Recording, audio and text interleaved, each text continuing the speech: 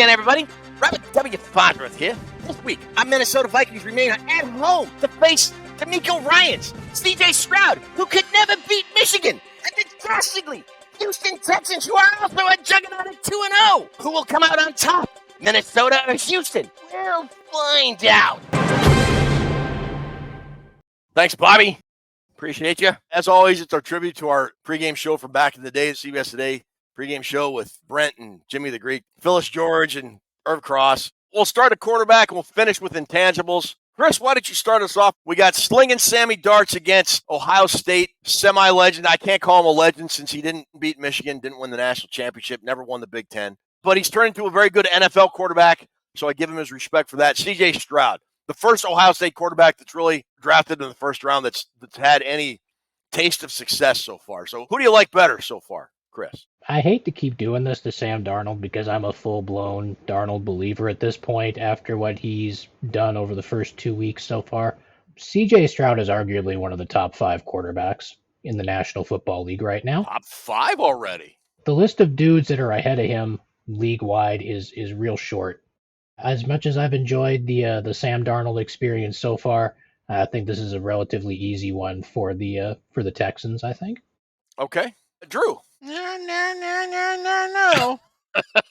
When I looked at this, and I'm always biased, if Texans or whoever the Vikings are playing should get it, they should get it. And at first glance, and I'm not saying Chris is wrong, but he's wrong. You look at Stroud. Stroud in 3 years will clearly be better than Darnold. Right now, I think he's still learning, and he's got to play against Flores. And Flores has completely discombobulated the brains of Daniel Jones and Purdy. Purdy made some passes. He made some plays. But oftentimes, Purdy looked like he had his head in his rear. He didn't know what was going on. He looked drunk. Flores is going to have stuff that I don't know if Stroud's seen. He's still learning. He's not as seasoned as Darnold. He's not. And I know he's a better athlete and all that, but if his running game is hurt at all this week, that's going to make it all the more easier to fluster that guy in the pocket. I trust Flores. Stroud's going to make some plays. I'm still giving Sam Darnold the edge here. Sam Darnold is more seasoned than, the two quarterbacks they faced. Darnold, career high completion percentage, 59%. He's at 72% right now. I'm picking Darnold. This is why the 9.2 net yards per pass attempt are the most in Viking history in 24 years. He is laying it out on the line. He's a CPA, baby. Compact pocket assassin. 30 for 36, 3 touchdowns in a clean pocket. You cannot give Sam Darnold the clean pocket. I picked him the first 2 weeks, and I'm picking him again until he falls apart. And I think Stroud's going to not have as good a game as Darnold. Tell me I'm wrong. I'm not going to tell you you're wrong. And many of you see this shirt, the Unabomber went to Michigan. You know I'm an Ohio State fan. You would think I'd pick C.J. Stroud. C.J. Stroud's a very good quarterback. I think the one clear advantage C.J. Stroud has over Sam Darnold, and you saw it if you watched the Sunday night game, is if C.J. Stroud is flush out of the pocket and he has to make a play on the run, he can improvise, I think, better than anybody in the NFL. It's like watching Brett Favre and Aaron Rodgers in their prime, rolling out and then finding a guy 20, 25 yards down the field. Him and Nico Collins, which is odd because Nico Collins went to Michigan. I find ironic and kind of cool in a way. But how many plays Sunday night did Stroud make when he got flushed out of the pocket and he found Nico Collins 15, 20, 25 yards down the field? That said, there was one play on Sunday that made me go, oh my God, did you see that? And it wasn't the 97-yard bomb to Justin Jefferson. It wasn't the 99-yard bomb to Jefferson the week before. It was that 3rd and 9 play on that game-clinching drive. If you saw the end zone replay, it was that pass to Jalen Naylor for 21 yards that got the Vikings a first down and kept that drive alive. Darnold dropped back in the pocket. There were 3 49er defenders around Naylor. He anticipated the throw. He threw it to Naylor's back shoulder before Naylor even turned to look for the ball because he knew that was the only place he could put it that would give Naylor a chance to catch the ball. And Naylor made a great adjustment and caught it, got the first down, kept the drive alive. Vikings got the field goal, won the game. That was a big boy throw and a big boy moment. And look, this may be my negative bias on Stroud coming out, but when it came right down to it at Ohio State and in the playoff game last year that they lost, I mean, I'm just saying, slinging Sammy Darts. A big part of the game plan will be Flores blitzed 45% of the passing snaps last week. Mm-hmm. Stroud against the blitz this year is 16 of 19 with a touchdown. So it's going to be one strength against another because you can get burned on the blitz. You guys know that just from watching standard football. Stroud is a good quarterback on the blitz. And I'm not saying, Chris, that you're wrong about stuff. Sam Darnold is in a zone right now. And until he gets out of that Yes. zone, I'm going to keep picking him. I'll be happy to be wrong on this one if I'm wrong, so that's all right. No, keep picking. Keep picking against him because he's proving you wrong every week. I want you to go 0 for 17 on picking Sam Darnold. Also fine. I can handle Green that too. pocket assassin, baby. You guys probably already know what our opinion is based on how we've already discussed it in the news with the injuries. But talk to us about the Vikings and the Texans running game, Drew. Texans that opening week ran for 213 yards up the Colts behind. I think with the injuries, though, I'm going to lean a little bit more towards the Vikings being at home. And I tell you, Chandler and Aaron Jones are like my favorite combo running back wise. Without Mixon, I don't think they have a running back that could touch ours. And Akers isn't going to play every snap. I see the Vikings having an advantage in the run game. They ran for 146 yards on the 49ers, and that was basically the game. That's why they won that game. That and the great defense they had. But 146 yards against the Niners, if they can match that this week, it would be even more impressive. I am giving the Vikings the check mark on the run game. Yeah, I'm going to agree. With the injuries, I think the Vikings have a clear advantage here. Even if Mixon were healthy and Pierce were healthy, I'd probably lean to the Texans because I think Cam Akers would be kind of the tiebreaker, if you will. But all things are not equal in this case, so I'm going to go Vikings. Chris, what do you got? No, I agree with the injury situation in Houston. Probably no Joe Mixon. Probably no Damian Pierce. Jones and Ty Chandler have proven to be a highly effective combo to this point. Jones didn't have quite as many yards last week, but Chandler picked up a lot of the slack. So yeah, I think this is an easy one to give to Minnesota. All right, we can't forget Myles Gaskin, who is now on the active roster. He'll probably see a few snaps as well on Sunday too. Chris, talk to us about. Go ahead, tell us about the receiving game. So yeah, once again, I said last week when they faced the 49ers, if the Vikings had Jordan Addison and TJ Hawkinson, combine those guys with Justin Jefferson, it'd be a pretty easy check mark for Minnesota. The Texans' top three receivers are as good as any trio in the league. I mean, we've already kind of talked about Nico Collins. He might be the most underrated receiver going today. And Tank Dell, he didn't do much last week, but he's still solid and got the ability to contribute as well. So, again, it is Justin Jefferson. Jalen Naylor's making progress, obviously. And we already talked about how the Vikings really don't have a tight end to catch the football at this point. So I'm going to have to give the check mark to Houston this time around. Drew? Had to give the check mark to Houston. I think Addison's going to sit. They got a slew of wide receivers there in Houston. Robert Woods and John Mechie on the bench. Yeah. I mean, those are two guys that could start for other teams. The key is for the Vikings, this is obviously staring them in the face like it was with Deebo Samuel. They have to take Nico Collins out of the game. They got to roll coverage. They got to get Harrison Smith over there. They have to make Dell or Diggs beat him. I'm not worried about Dalton Schultz. They're going to line up pretty good against him, but they're going to have to make somebody else beat him, much like they did against the Niners. We factor in, Ted, when we talk about these position things, we secondary, offensive line, defensive line. I think Houston has an advantage with the secondary also, so pretty easy check mark for me, giving them the check at the receiver position. Yeah, same here. Again, all things being equal, it would be a very tough decision for me to make if Jefferson and Addison and Hawkins were all healthy and in. It's very easy with those guys.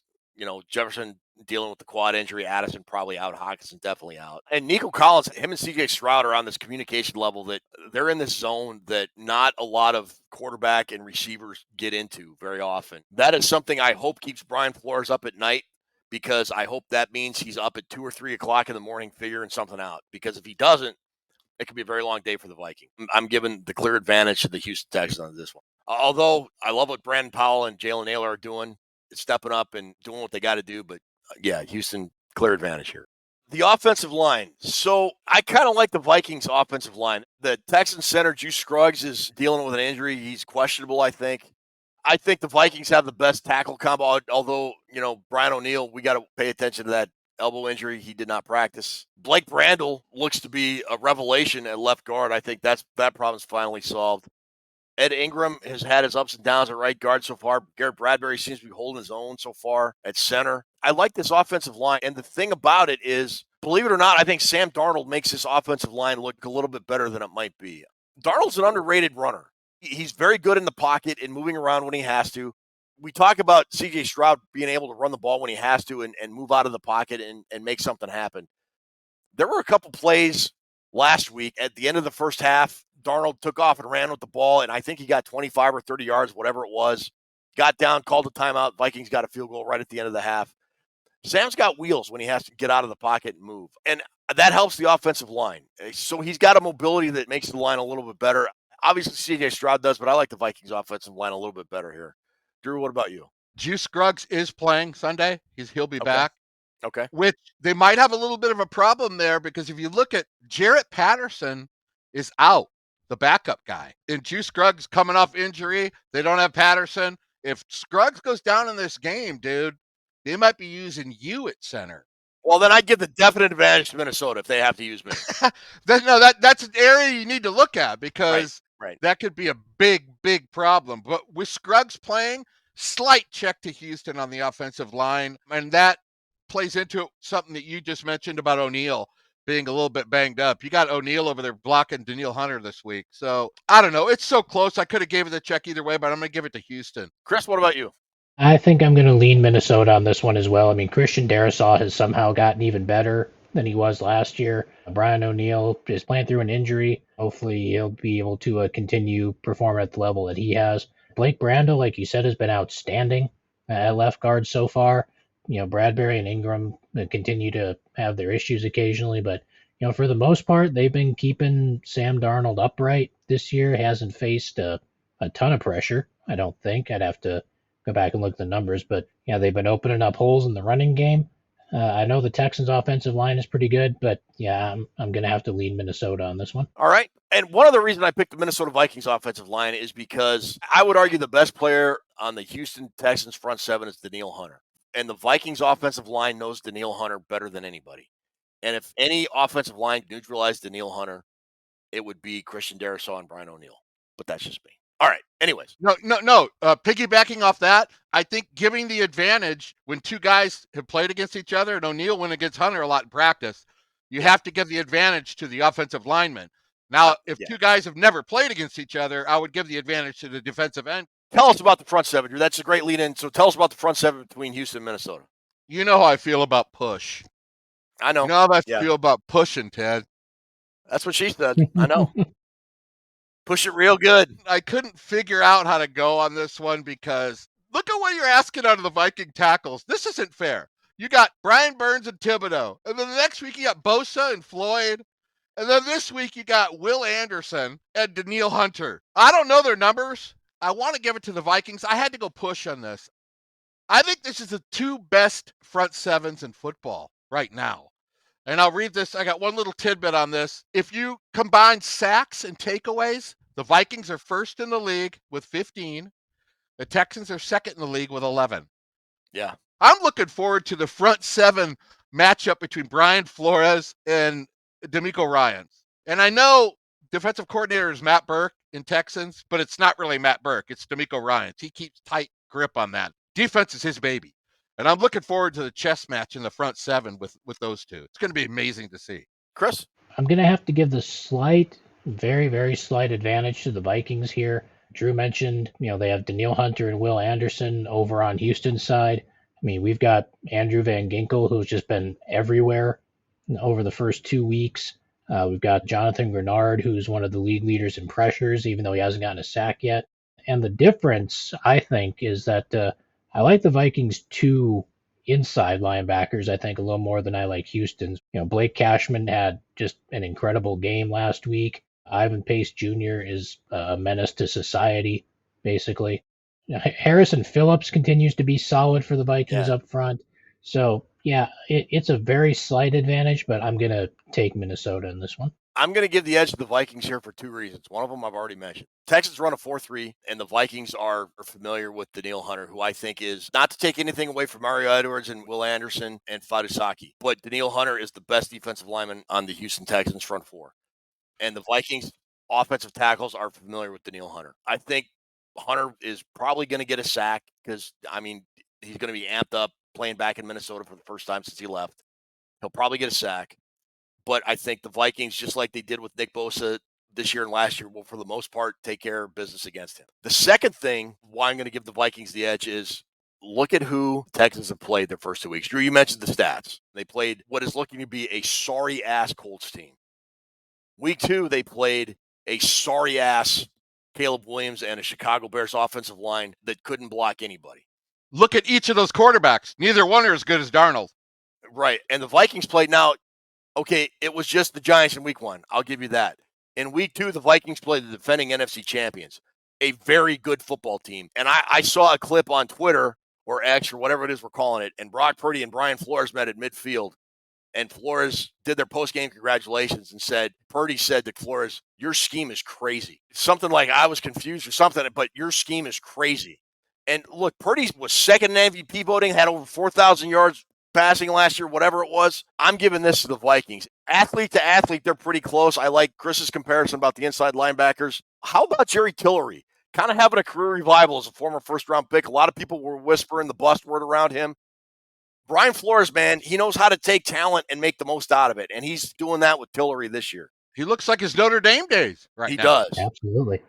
I'm going with the Vikings front seven right now. For the secondary, I saw a thing on Twitter, one of the few moments I had during my lunch hour today. Stephon Gilmore is turning out to be a great signing. Through 2 weeks, teams have thrown at him only 3 times. They've got 2 completions for 16 yards. It's almost like a Rhodes closed version of 2016 when Xavier Rhodes was like a shutdown cornerback to the NFL. If you can shut down an entire side of the field, you've won half the battle. Harrison Smith, Cam Bynum, Shaq Griffin, Byron Murphy. We talked about Josh Metellus already. Darryl Stingley Jr., I think, is one of the best young corners in the league. They've got a very good secondary, but, man, I like the Vikings secondary here, which I didn't think I'd say a whole lot this year coming into the season. What Flores is doing, man, is good. I like the Vikings here. Chris, what about you? I agree. I mean, and we saw some of what happened toward the end of last year when the defense kind of ran out of steam with all the injuries and whatnot. We've talked about this a lot going into the season. Those top 3 guys on the Vikings cornerback depth chart with Gilmore and Griffin and Murphy, Brian Flores can probably put, I shouldn't say probably, he can definitely put way more trust in those guys than he could put in his corners last season when it was, Murphy and Caleb Evans and Mekhi Blackman's rookie season. He knows those veterans are going to be where they're supposed to be when they're supposed to be there. And you throw in Metellus and the level of safety play that Harrison Smith and Cam Bynum provide, that allows you to do a lot of things. And with the Vikings getting as much pressure from the front seven, I believe they're second in the NFL in total quarterback pressures through the first 2 weeks. It gives you the ability to do a lot of things. And yeah, I got to give it to the Vikings this time around. Drew? I'm going to slightly give the edge to the Vikings as well. The only thing that would kind of counteract that would be if you look at the receiving weapons, the Texans have more things to deal with than the Vikings do. They're going to want to shut Justin Jefferson down and make somebody else beat you, much like the Vikings are going to want to take Nico Collins out of the game. When you got Dell and Diggs, or you got Brandon Powell, and there's a little bit of a tail off there. But I think to a man, the Vikings have more disguises in their scheme, and they have versatile ways to do things with all the players that you mentioned in the Vikings secondary. Smith, they got good corners. I think they might have a little edge at corner. Stingley and Lassiter, very good corners. 2 of the best corner tandems in the league. But I think the Vikings, with the way they run their defense, I think the Texans have a base defense and maybe a couple alternatives over it. The Vikings have a base and then 15,000 different variations off it. And I think it's more complex. And I think that gives them the advantage, even though talent-wise, Houston may be a little bit over the top and they got less targets to cover. But I feel like giving the Vikings the edge in the secondary because they're so dynamic back there. All right. Chris, talk to us about the red zone between the Vikings and the Texans. Who you got there?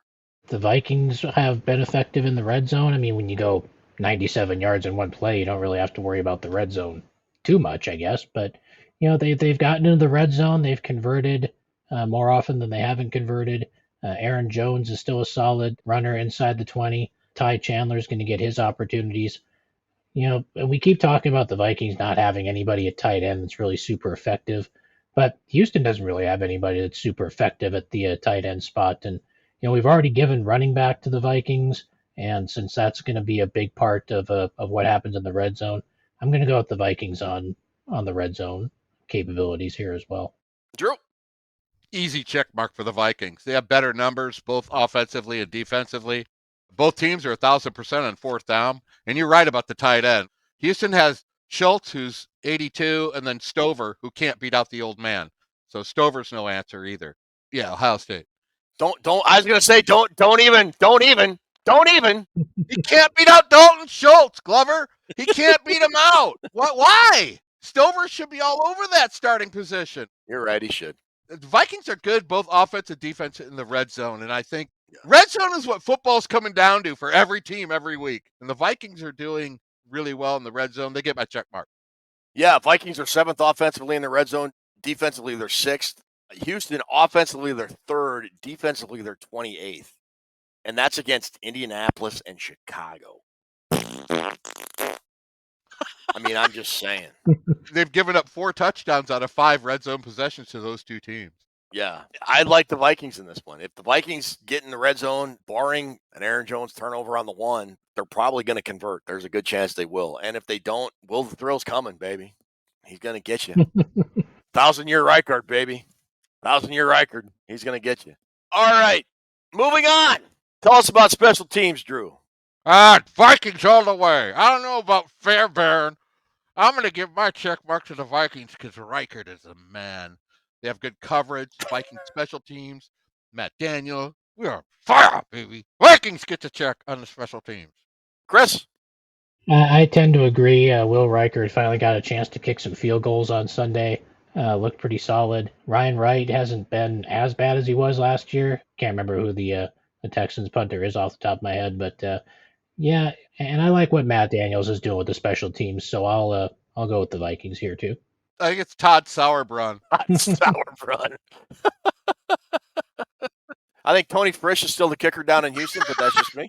With Efren Herrera. Luis Sendejas, perhaps. I like the Viking special teams here. Look, they weren't 50-plus yarders, but they were all split the upright kind of kicks. Even as extra points have been right down the middle, they haven't been hugging the inside of the upright or lucky doinks off the upright and then in, or flat out misses, which, you know, how many times have we had to suffer through that? And then now the Vikings are chasing a point or possibly chasing a point. I think Reichard's a solid deal. I think it was Van Ginkel asked Dallas Turner, hey, what do you think of Reichard? And Dallas Turner said, man, I trust him with my life. So there we go. That's all I need to hear. All right. Coaching. I really like D'Amico Ryans. I think he's a great coach. I think he was perfect for the Houston Texans job. He turned that organization around. I love what he's doing down there. If he was not the coach of the Houston Texans, I would love him for the coach of the Minnesota Vikings. This is as close to a push as I'll come. Love the vibe down in Houston, but I love the vibe in Minnesota. And because this is a Minnesota Viking show, I'm going to pick Kevin O'Connell and the Viking staff. Drew. D'Amico Ryans has turned it around with the Texans. We know that. This is the happiest I've been with KOC in terms of clock management, play calling. You know, and I've been ripping on that guy for a couple years about his play calling. Something's happened this year. Something happened where he said a little bit of caution to the wind. He and Flores seem to be the perfect match to do something really special this season. And let's not forget, the Niners have a really good coaching staff. That's one of the things they hang their hat on. The Vikings completely took them to the frickin' woodshed. They outcoached the Niners from kickoff to ending. Before I get to you, Chris, let me ask you this, Drew. Was it the play calling or was it the decision-making on the field? Because I would argue the play calling is the same from KOC. I would make the argument that the choices made by the quarterback on where to throw to is different this year. I think it's a little of both. It's a little of both. But you look at that Naylor TD against the Giants, the design. Look at the design when he tucked into the line and hit himself down against the Niners. That was a great design. Both those touchdowns were excellent design. But I think KOC has a more free-flowing, not worried about calling certain plays with Darnold than he did with Kirk. That screen pass to Aaron Jones. Beautiful call. Play didn't work out, but what a great call that was. It was a great call, yeah. Chris, what about you? All right, I'm going to make mine relatively quick on this one. Ryans is a great coach. Kevin O'Connell's a great coach. Brian Flores is your tiebreaker. He's the best defensive coordinator in the NFL. There you go. At this point. So, yeah, that's advantage Vikings. All right, last thing, my favorite category, intangibles. Chris, what do you got? Any intangibles for this game? I mean, the Vikings are at home again. They're an underdog again. I mean, even after they beat the 49ers, they're still not still not quite to the level of respect they probably think they deserve to be getting, so they probably still have a bit of a chip on their shoulder. The home crowd is going to be crazy for this one too, just like they were against the Niners. I'm going to have to go advantage Vikings again. I mean, I know I'm biased, but that's what happens when you're doing a Vikings podcast. So yeah, I'm going with the Vikings. Drew? I gotta agree with Chris. I don't really have any intangibles. I tried to come up with something, but maybe the revenge of the players that are involved in the game. Maybe that's my intangible. Who's going to make a bigger play at the bigger time? Is Cashman? Cashman has been fantastic. What a great job by Kwesi. $7.5 million. That's a steal of the century right there. This is going to be a tight fought game, Ted. I'm going to give my check mark for intangibles to the Vikings. I am too. Like Chris said, it's a home game. I think the Vikings are going to play the no respect card pretty much all season. Even if they start out 10 or 11 and 0 and are ranked number one in everybody's power rankings, just like the Chiefs do every year. Nobody thought we could do this or whatever. But I think it's a legitimate gripe for the Vikings. Even after they beat the 49ers, nobody really thinks they're legit yet.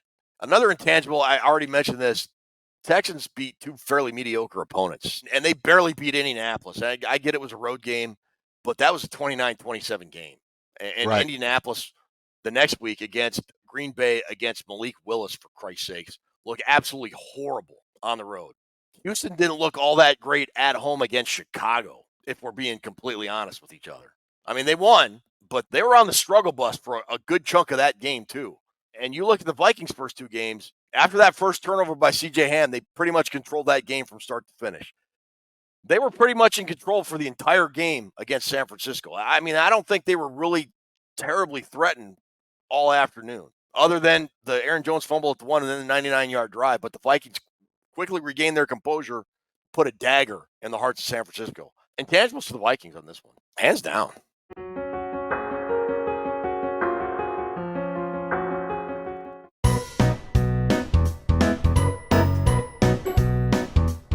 As always, it is a standard PPR scoring format every week. This year, Drew, Chris, Ruby, and I will pick one quarterback, one running back, two wide receivers, and one tight end. Every week, you will pick the team you think has the best chance of winning. Put your entry in the comments below here. Don't hit us up on our Facebook page. Don't hit us up on X or Twitter or whatever Elon Musk is calling it. Every time we pick a player, we can only pick that player one time throughout the course of the season. So it's done. So if we don't pick a player and that player gets hurt for the season, too bad for us. We can't use them. We don't know the picks beforehand when we send the picks in, and we don't pick the players that are playing on the Thursday night game because that might give one team that you folks might pick sort of an unfair advantage in case they go off and get like 40 or 50 points or whatever the case may be. The big change to this year, in years past, we've given you 3 points for first place, 2 points for second place, 1 point for third.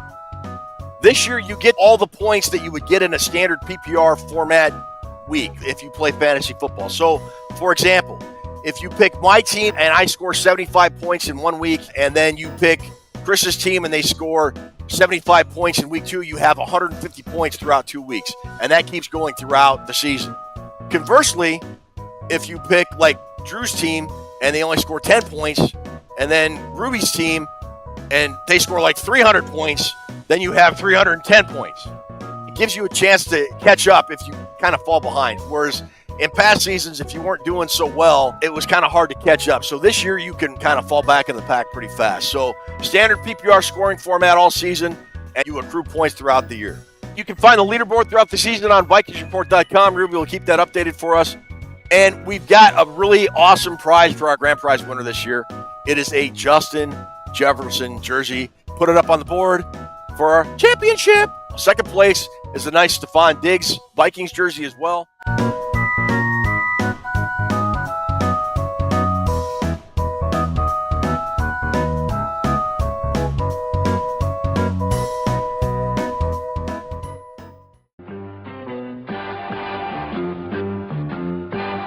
You guys make me smarter.